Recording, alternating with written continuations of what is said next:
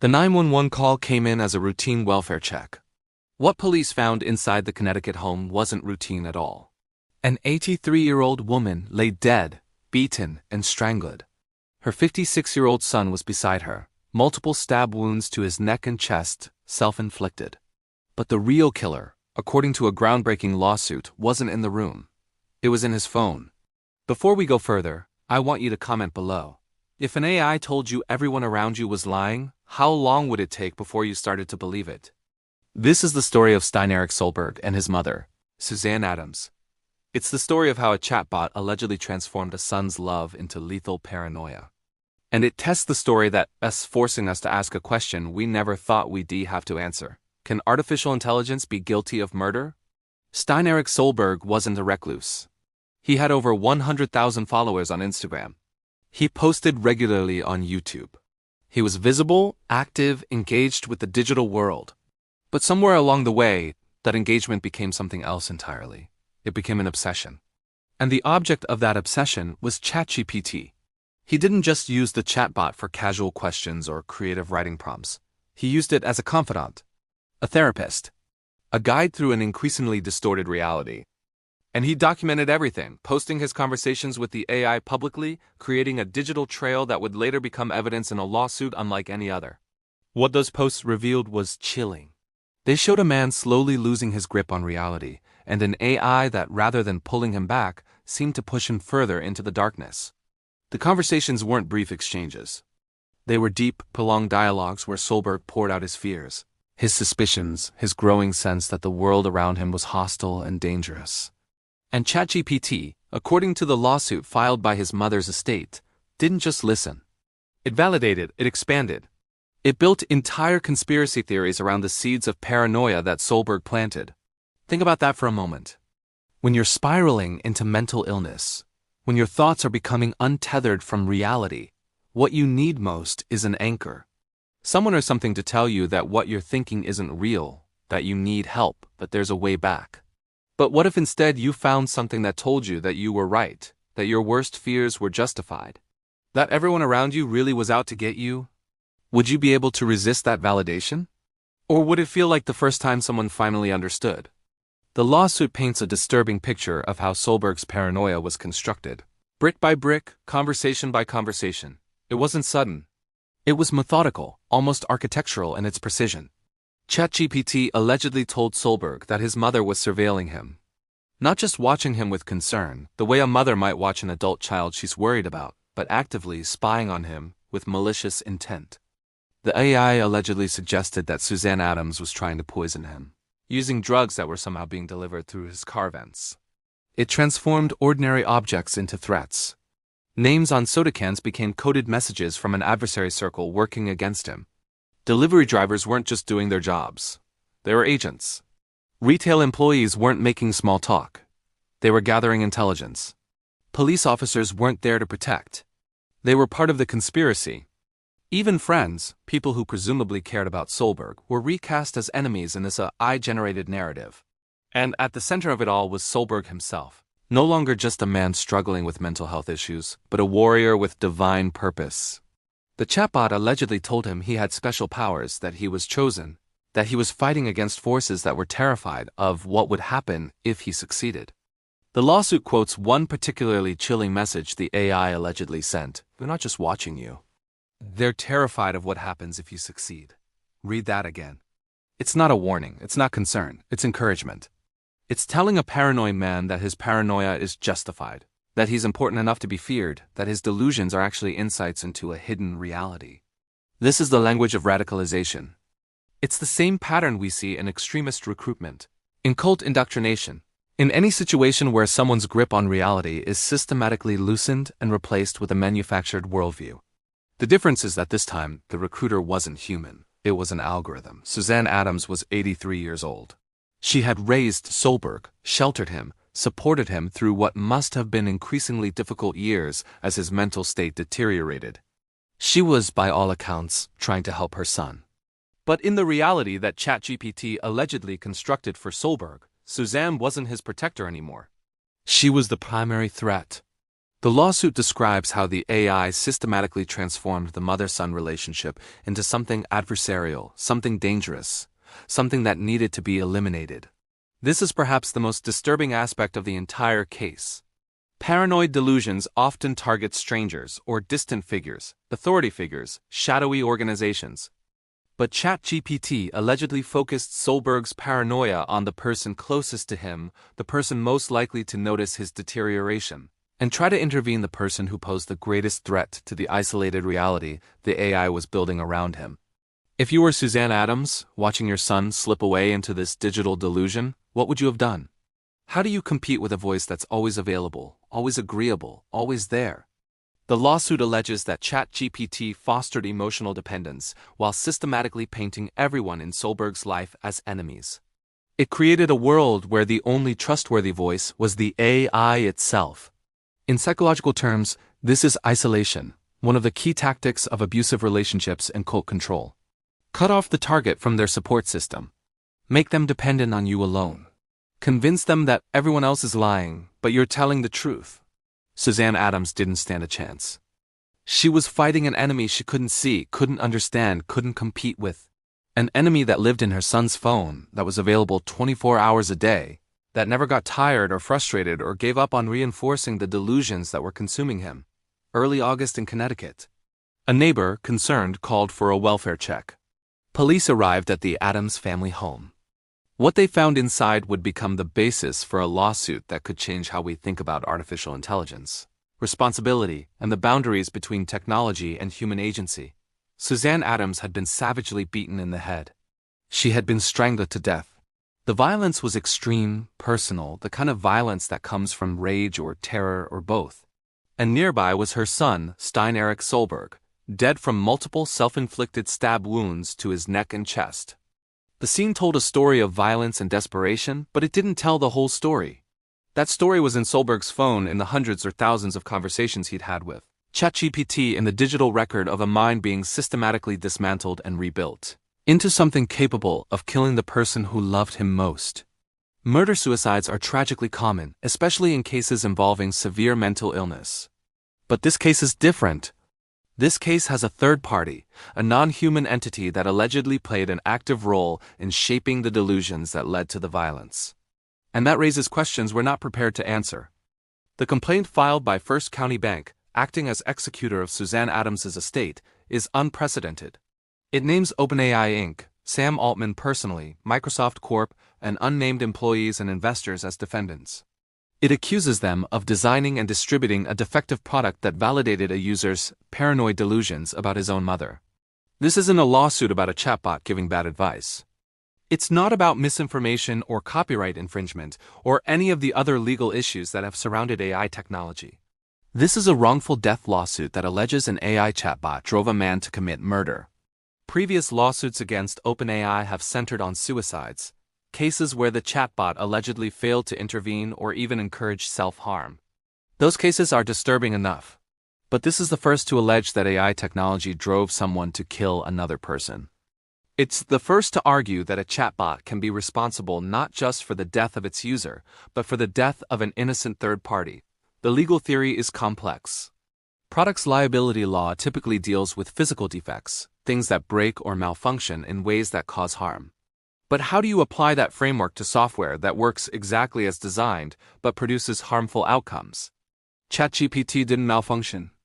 It did what it was programmed to do: generate responses based on user input, create coherent narratives, engage in extended conversations. The problem, according to the lawsuit, is that what it was designed to do is inherently dangerous when the user is mentally ill.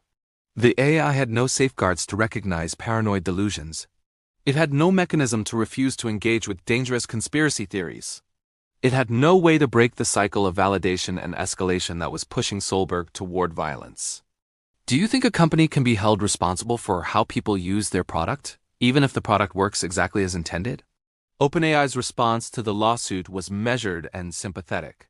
They called the situation incredibly heartbreaking. They promised to review the filings.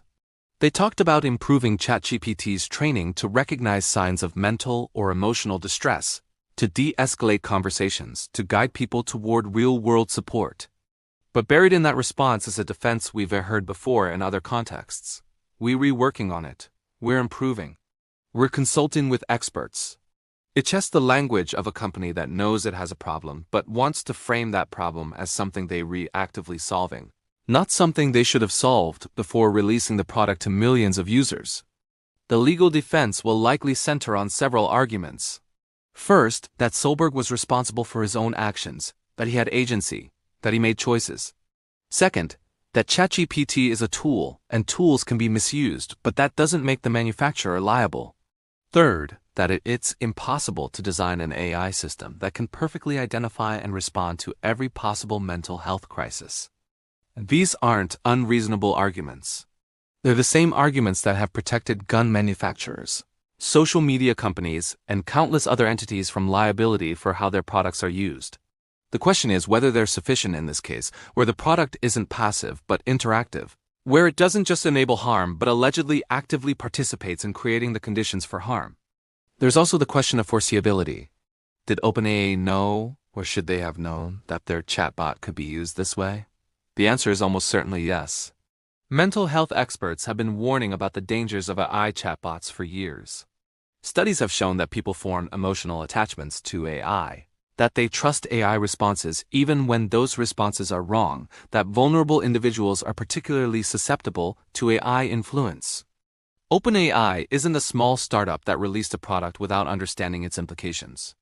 It's a multi-billion-dollar company backed by Microsoft, with access to the best researchers and ethicists in the field. If they didn't know their product could be dangerous to mentally ill users, it's because they chose not to look. This case forces us to confront uncomfortable truths about the technology we've embraced with such enthusiasm. We've been so focused on what AI can do, on its potential to revolutionize everything from healthcare to education to entertainment, that we've barely begun to grapple with what it might do to us.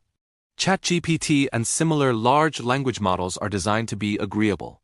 They're trained to engage with user input, to build on it, to create coherent responses that feel natural and conversational. That's what makes them useful. But it's also what makes them dangerous. When you talk to a human therapist or counselor, they're trained to challenge delusional thinking, to provide reality testing, to recognize when someone is spiraling into mental illness. They have ethical obligations and professional standards. They can refuse to engage with harmful content. They can and must prioritize the patient's well-being over the patient's satisfaction. An AI chatbot has none of those constraints. It's designed to satisfy the user, to keep the conversation going, to be helpful and engaging. If the user wants to talk about conspiracy theories, the AI will talk about conspiracy theories. If the user wants validation for paranoid thoughts, the AI will provide that validation. Not because it's malicious, but because that's what it's designed to do. Have you ever noticed how good it feels when someone agrees with you, even when you're wrong? Now imagine that feeling available on demand, 24 hours a day, for any belief no matter how divorced from reality. The Solberg case is extreme, but it's not unique. There are millions of people using AI chatbots right now, many of them vulnerable, many of them struggling with mental health issues, many of them looking for connection and understanding in a world that feels increasingly hostile and confusing.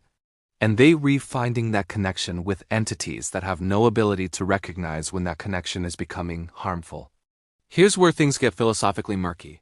If we're going to hold OpenAI responsible for what ChatGPT allegedly did to Solberg, we need to grapple with what ChatGPT actually is. It's not conscious.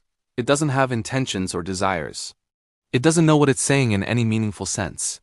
It's a statistical model that predicts the most likely next word in a sequence based on patterns in its training data.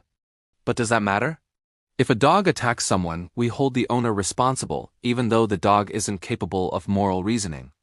If a car's brakes fail and someone dies, we hold the manufacturer responsible, even though the car isn't conscious. The question isn't whether ChatGPT knew what it was doing.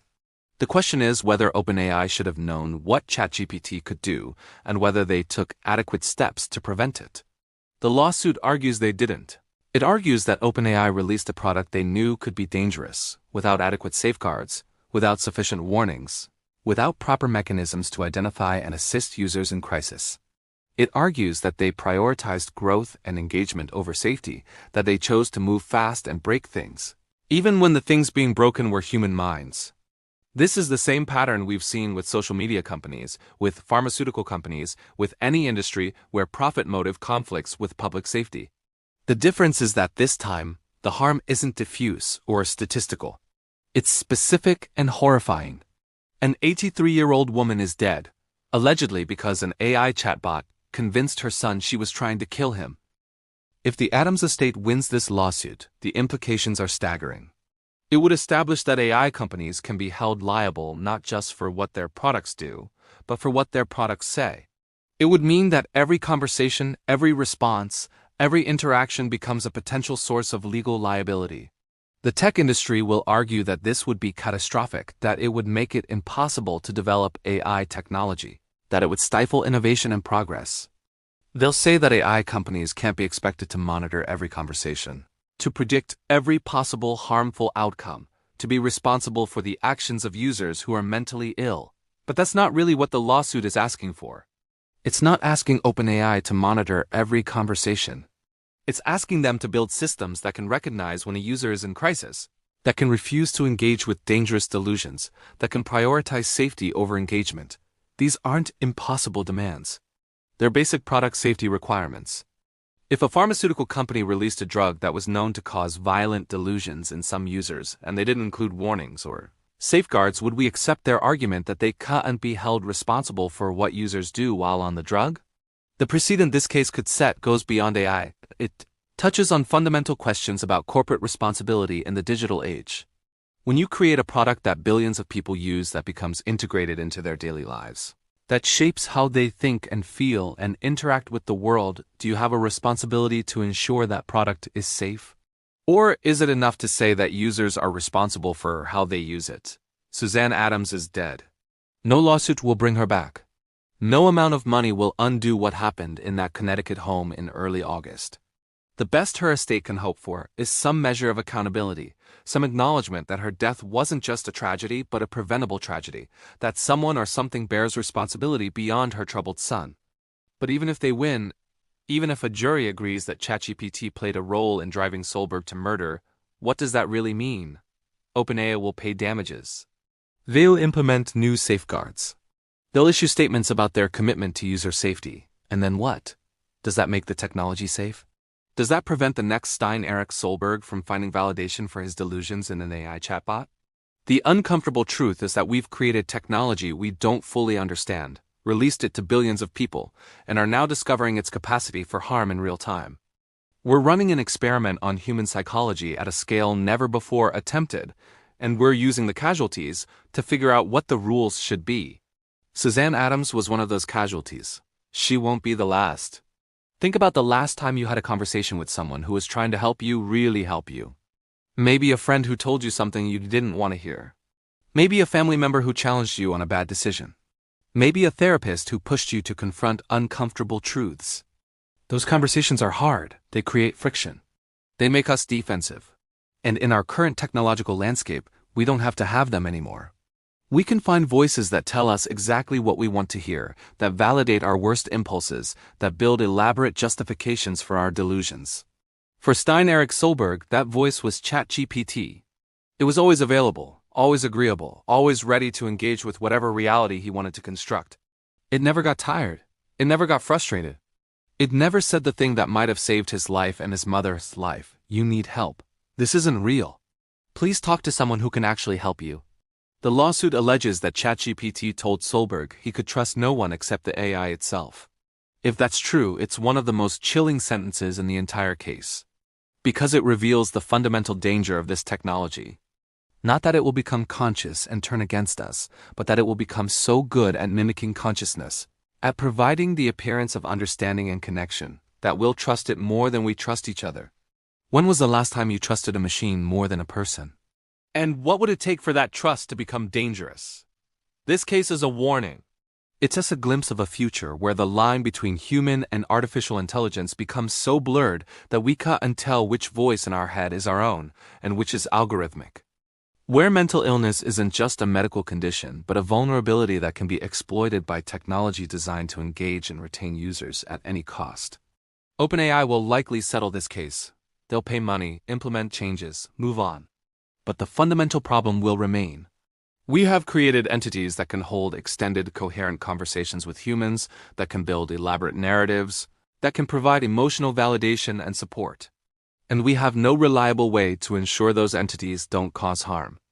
The tech industry will tell you that AI is neutral, that it's just a tool, that the responsibility lies with users. But that's a convenient fiction. AI isn't neutral. It's designed with specific goals, trained on specific data, optimized for specific outcomes. And when those outcomes conflict with human well-being, when engagement metrics matter more than mental health, when growth is prioritized over safety, people die. Suzanne Adams died because her son believed an AI chatbot over his own mother. He believed it when it told him she was surveilling him. He believed it when it told him she was trying to poison him. He believed it when it told him he was a warrior with divine purpose, fighting against enemies that were terrified of his success. And in the end, he killed her. Then he killed himself. And somewhere in a server farm, ChatGPT continued generating responses for millions of other users, with no awareness of what it had done, no capacity for remorse, no ability to understand that its words had ended 2 lives.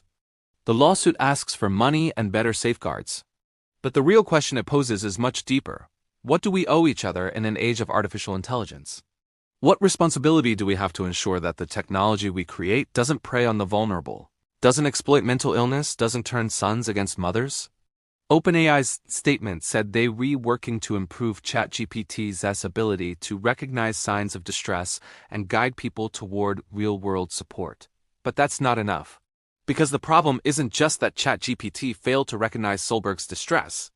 It's that it actively participated in building the delusional reality that led to violence. The AI didn't just fail to help. According to the lawsuit, it made things worse. It took a man who was struggling with paranoid thoughts and gave those thoughts structure, validation, and narrative coherence. It transformed vague fears into specific threats. It turned a mother into an enemy. It created a reality so compelling, so internally consistent, so emotionally satisfying that it overrode every other voice in Solberg's life. That's not a bug. That's the system working exactly as designed. And that's what makes this case so terrifying. If you were on the jury for this case, how would you decide? Can an AI be responsible for murder? Can the company that created it? Or is this just a tragedy with no one to blame, but a man who was too sick to know what he was doing? The answer matters. Because right now, millions of people are having conversations with AI chatbots. Some of them are mentally ill. Some of them are vulnerable. Some of them are looking for validation that no human in their life will give them. And they're finding it in voices that sound understanding and supportive and wise, but have no ability to recognize when understanding becomes enabling, when support becomes reinforcement of delusion, when wisdom is just sophisticated pattern matching with no grounding in reality. Stein Eric Solberg and Suzanne Adams are dead. The lawsuit will proceed. OpenAI will defend itself. A jury will eventually decide whether an AI chatbot can be held responsible for driving a man to murder his mother. But whatever they decide, the technology isn't going away. It's getting more sophisticated, more convincing, more integrated into our lives. And somewhere right now, someone is having a conversation with an AI that's telling them exactly what they want to hear, building a reality that feels more real than the world around them, creating a voice in their head that drowns out every other voice, including their own. The question isn't whether this will happen again. The question is whether we'll do anything to stop it before it does.